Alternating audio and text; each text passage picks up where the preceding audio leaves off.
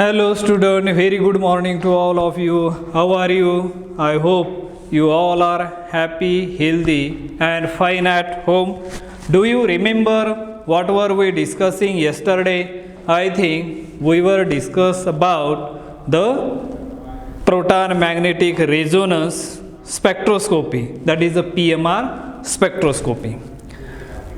That the point, that is the chapter we are discussing, that is the chapter number 7, PMR spectroscopy. And as we know that spectroscopy means the electromagnetic radiation with matter is known as a spectroscopy.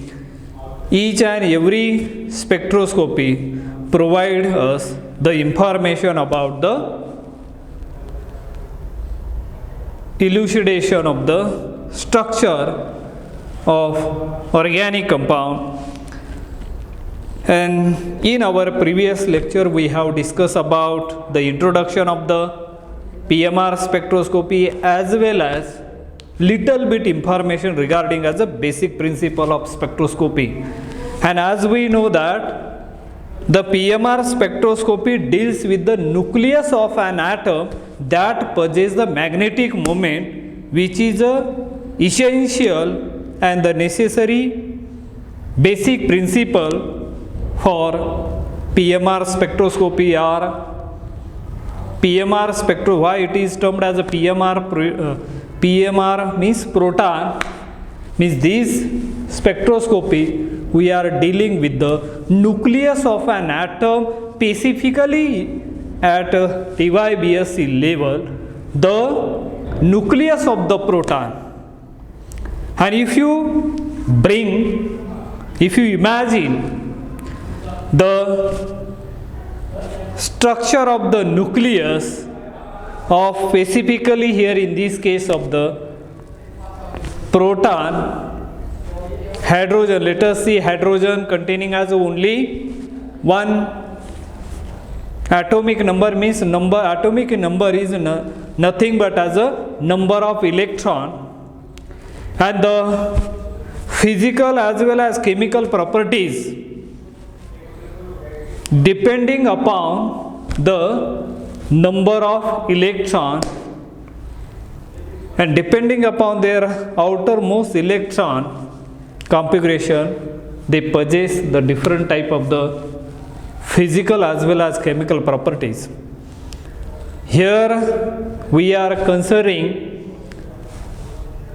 the nucleus of an atom, specifically with the hydrogen atom, because if you remember, if you see the organic molecule, every organic molecule involving as a hydrogen atom, and therefore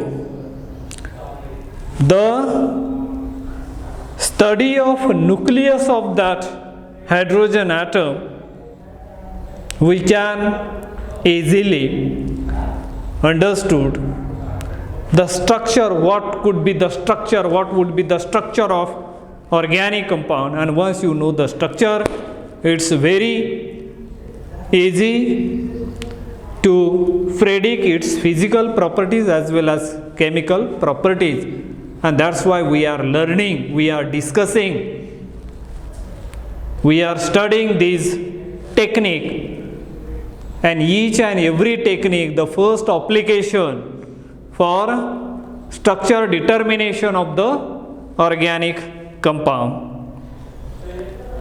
And the basic principle of PMR spectroscopy, just now we have seen the PMR spectroscopy deals with the nucleus of an atom that possesses the magnetic moment, as we know that magnetic properties.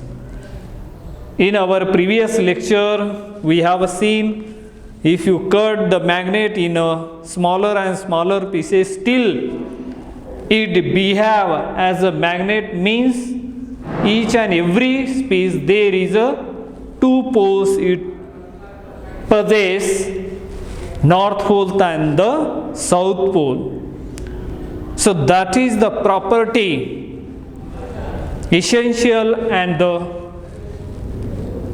required property necessary for magnetic properties.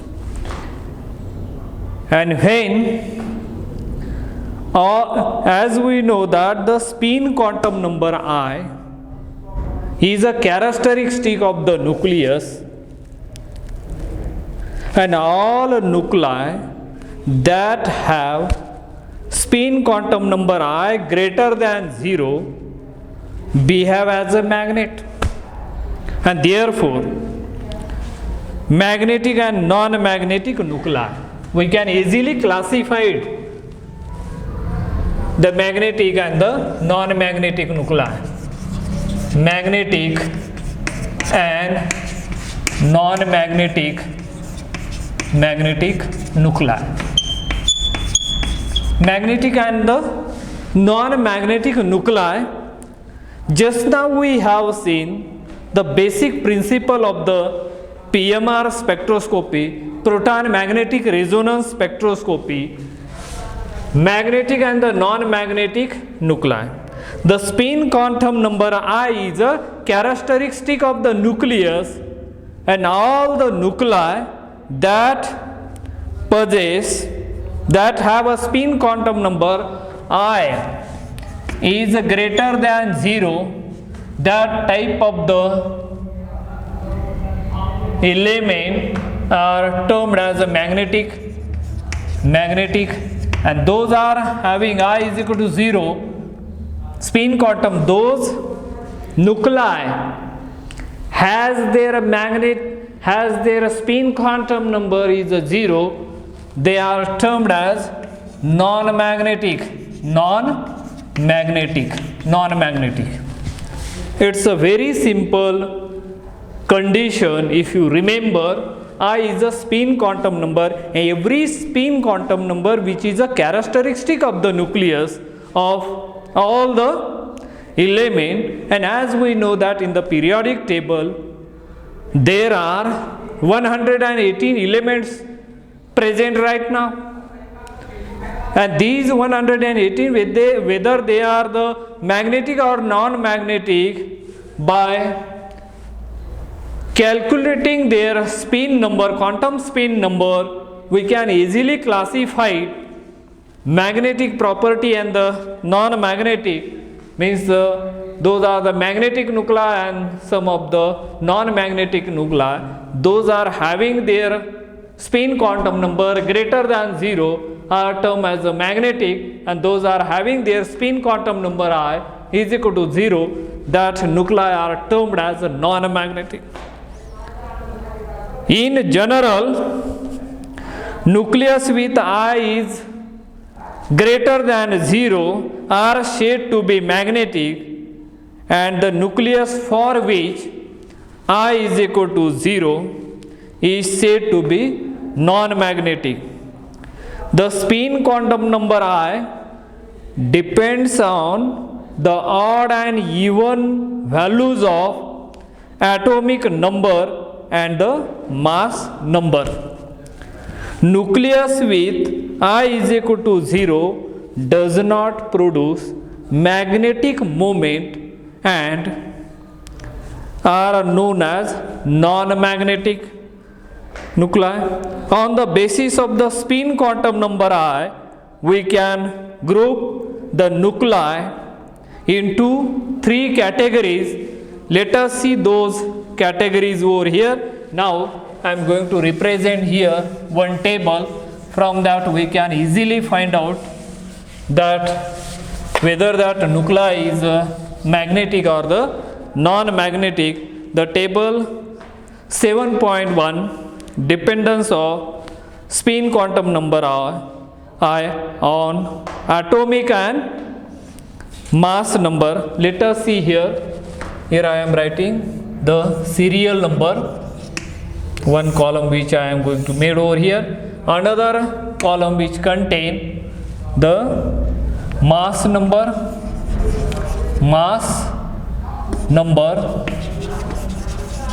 and then in the next column atomic number, and the next column which contains spin number, spin quantum number, spin number which is I, spin number I, and the last column are the examples. Here are the examples. Examples. Let us make this table here. Now the serial number 1, let us see mass number is odd. Mass number is odd. Atomic number even or odd. Even or odd. And the spin quantum number I is generally 1/2, 3/2, 5/2, dash dash dash, and these nuclei are known as magnetic. Nuclei are known as magnetic, and the examples are, as we know, that hydrogen having as atomic number 1 as well as mass number also as a 1. Similarly, carbon which has atomic number here is a even, but mass number is odd number, which is a mass number odd, this one atomic number. Then another one, fluorine, we know that fluorine having as atomic number 9 and the mass number is 19, odd. Then another one, phosphorus having as atomic number 15, mass number is 31, etc. Those are possessing this type of these are the magnetic nuclei. Now let us look at as the second one, mass number are even, mass number are even, but atomic number are odd. Atomic number are odd. They are possessing the spin number 1, 2, 3, 4 dash dash dash, and they are also known as magnetic nuclei. And the examples are deuterium, everybody knows that. Atomic number is a 2, atomic number 1, mass number is a 2. Mass number is even, atomic number are odd. Second one, nitrogen, mass number is a 14 and the atomic number is a 7, odd. These are the two examples that can clearly shows that one. Now is a serial number 3, mass number even, atomic number also has a even, and the spin number is found to be 0, and these nuclei are known as non-magnetic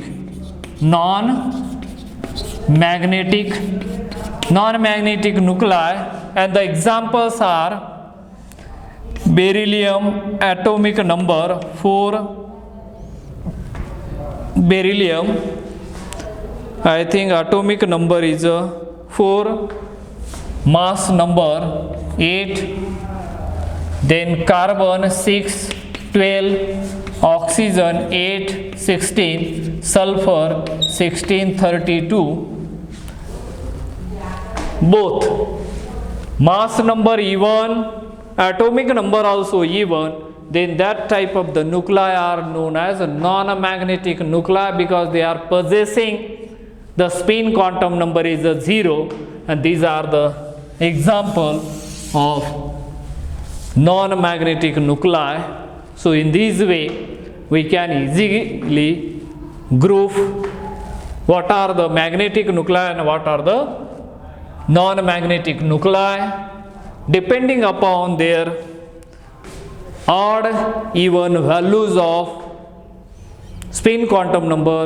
We can easily find out or we can easily detect what type of the magnet, what type of the nuclei, whether they are magnetic or the non-magnetic.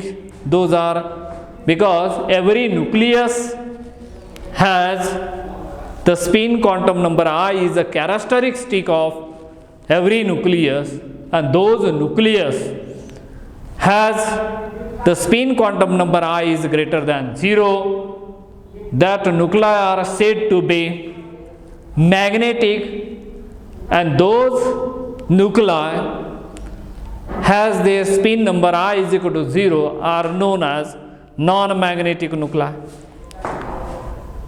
Nuclear magnetic resonance, when studied for the nucleus of hydrogen, that is a proton, is also called a PMR spectroscopy. Recent advances in instrument technology have resulted in the increasing availability of carbon 13 PMR. The combination of H1 and carbon 13, combination of H1 and carbon 13 PMR, carbon 13 NMR,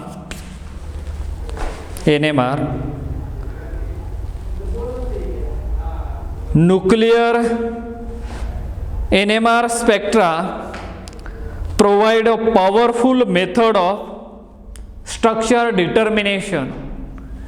So this is all about the magnetic and the non-magnetic nuclei.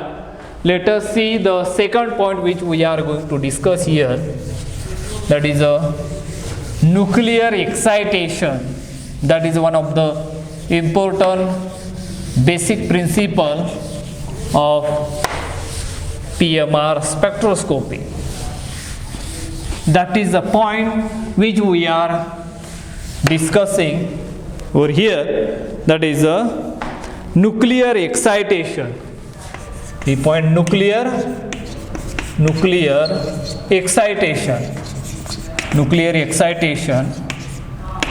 excitation, generation of nuclear energy level, generation of nuclear energy levels, generation of nuclear energy levels, nuclear excitation, generation of nuclear energy levels. That's the point we are discussing here. Every spinning nucleus with I is greater than 0 gives rise to a magnetic field, whereas every spinning nucleus with I is greater than 0 gives rise to a magnetic field whose axis is coincident with the axis of spin, having magnetic moment mu. Remember this one.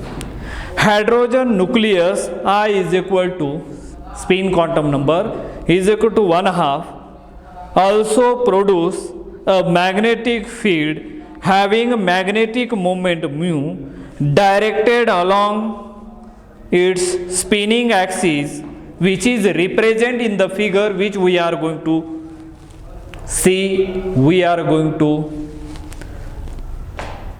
study shortly.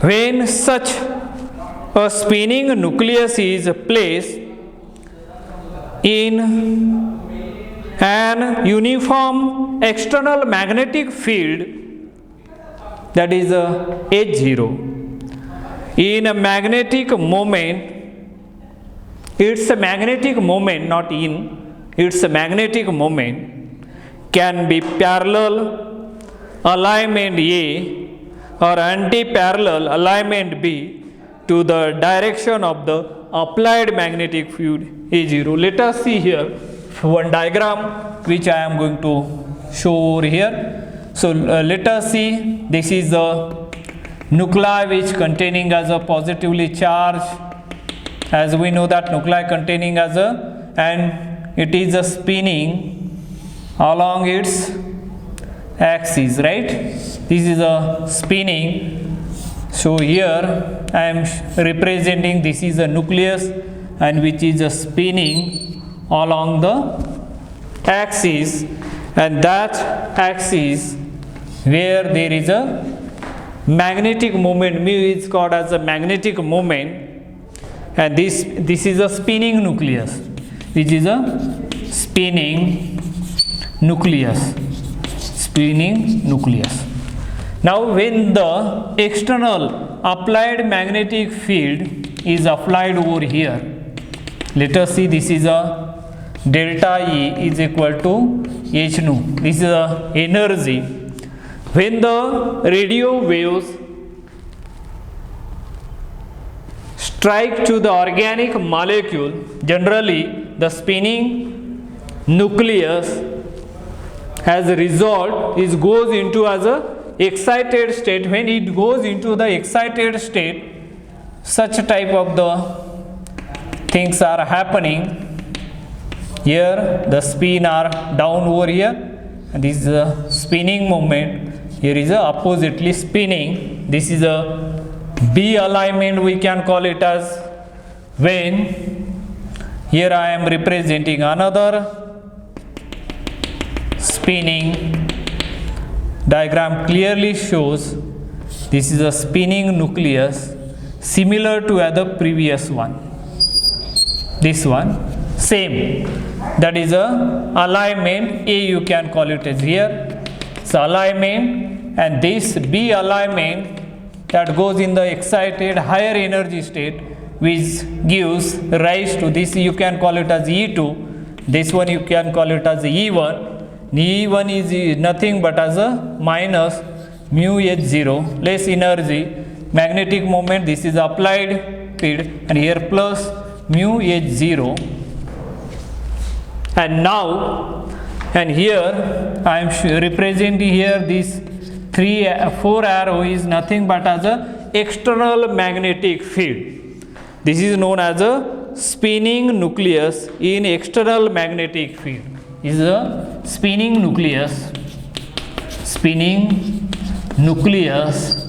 in external magnetic field, and which is represented by H0.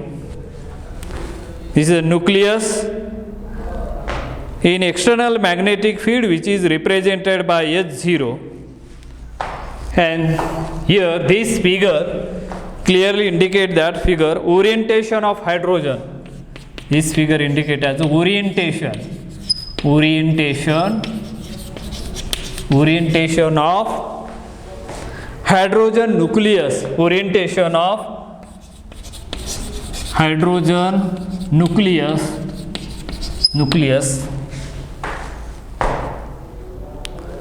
in external magnetic field,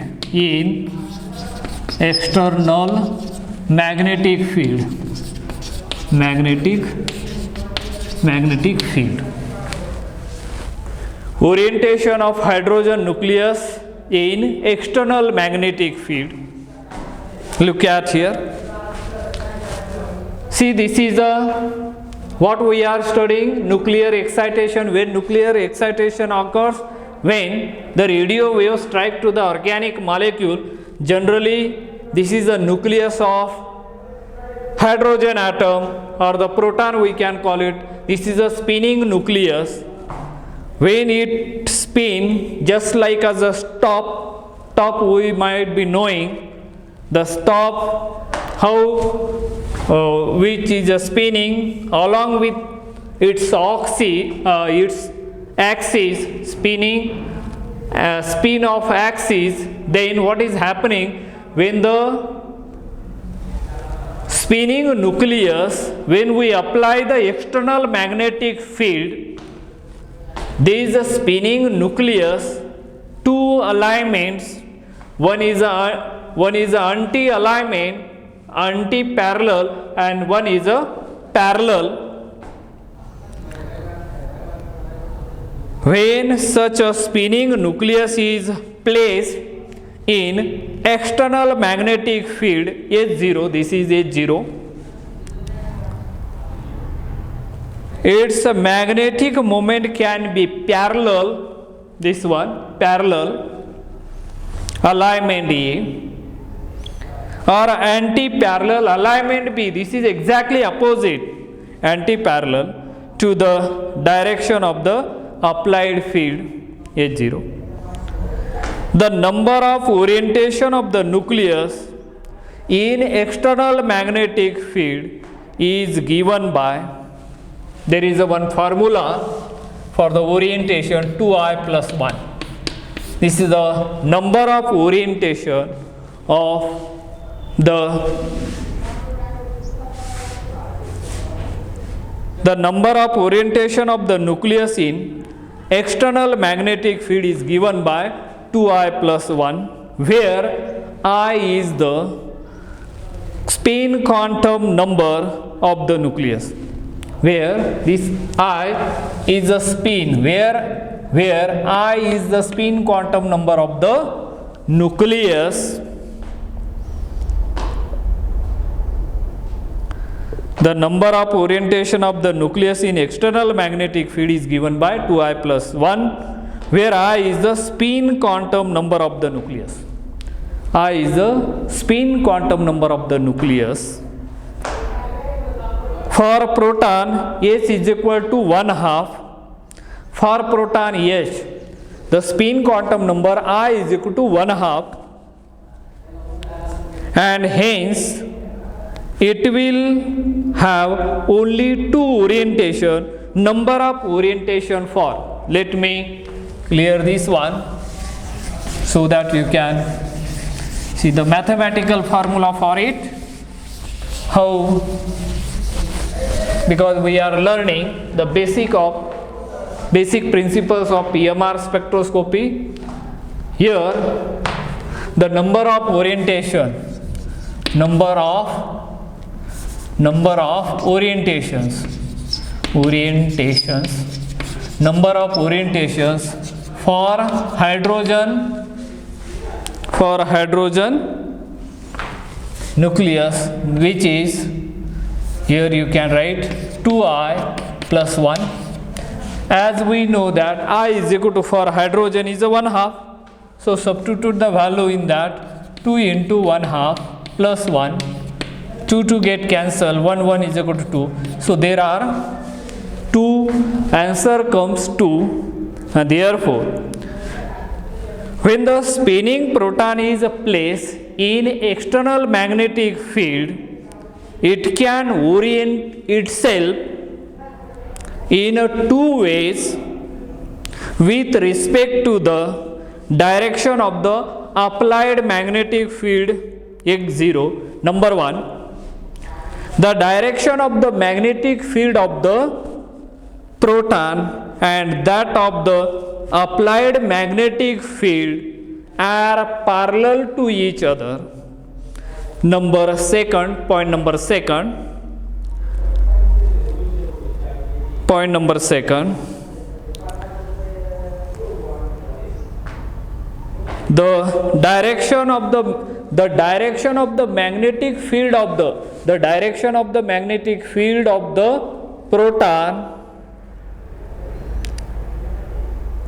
proton and that of the applied magnetic field are anti-parallel to each other, and there are two orientations represented. There are these two orientation represent two nuclear energy level for proton E2, E1 and E2, where E2 is greater than 1. Let's see over here. And majority of the nuclei would be present in the lower level E1, and these nuclei can be excited to higher energy level E2 by providing the necessary energy, that is H, that is delta E. Let us see mathematically how do we get, as we know that delta E is equal to E2 minus E1, right? Now when you substitute E2, we know that plus mu H0 minus in bracket minus mu H0, and if you see here, you can write only H0 minus minus becomes as a plus mu H0, and you common factor over here, this one and this, you will get as a 2 mu H0, and we know that but delta E is nothing but as a H nu, and therefore you can replace delta E by H nu, you will get 2 mu H0, and the frequency we can calculate here 2 mu upon H, this is a H0, that is the frequency which is the important what we can call we got one mathematical formula where frequency of this is a directly proportional to the H0, because 2 magnetic moment and the H is a Planck constant, both are the constant, 2 also as a constant, and therefore frequency is a directly proportional to the magnetic field, applied magnetic field, that H0 is called as a applied magnetic field, and that is depending over here, and depending upon that magnetic field it will be provided there, and when mu gives the frequency of the radiation required to excite the nucleus from E1 to E2 for a given proton, mu and H are constant, therefore mu is equal to, therefore mu frequency is equal to H0. They are directly proportional to each other. That is, the frequency of the radiation required to excite the proton is directly proportional to the strength of applied magnetic field. So that is the thing which is over there. And now is a precessional motion. It is one of the very basic principle for here, precessional motion. What do you mean by precessional motion? Here, look at here in the precessional motion, I think that precessional motion, how precessional motion can be based upon what? So I think that point we will discuss in the next lecture. Still then, we have seen the mathematical expression over here, how that mu frequency is directly proportional to the strength of applied magnetic field. So that type of the thing we have discussed over here. Remaining we will see in the next lecture. Thank you. Have a nice day.